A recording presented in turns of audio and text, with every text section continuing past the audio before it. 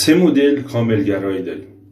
مورد اولش اون امر طبیعیه که همه آدم‌ها دوست دارن به تکامل برسن و به نقطه اوج و نقطه کمالی که میتونن تو زندگیشون دست پیدا کنن حرکت میکنن و میرسن.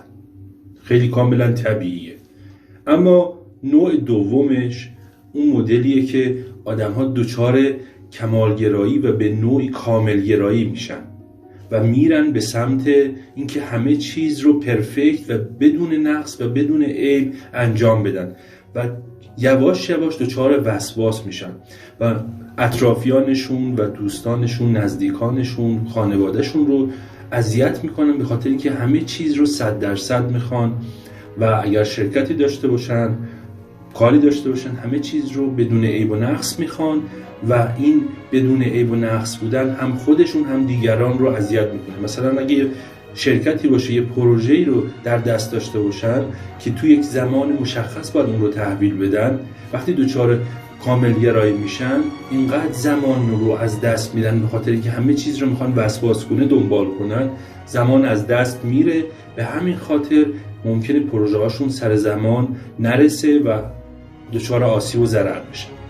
و نوع سوم نوع آل اور نات، همه یا هیچ.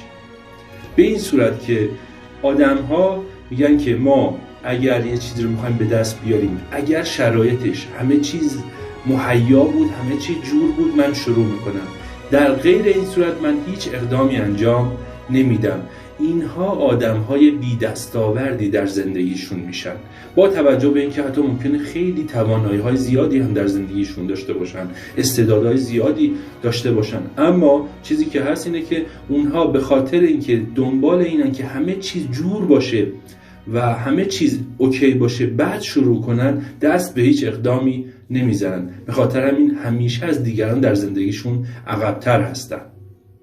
اگر میخوایم اتفاقی بیفته تو زندگیمون، باید حتما بریم به این سمت که همه چیز رو باید شروع کنیم و در طول زمان به تکامل برسونیم.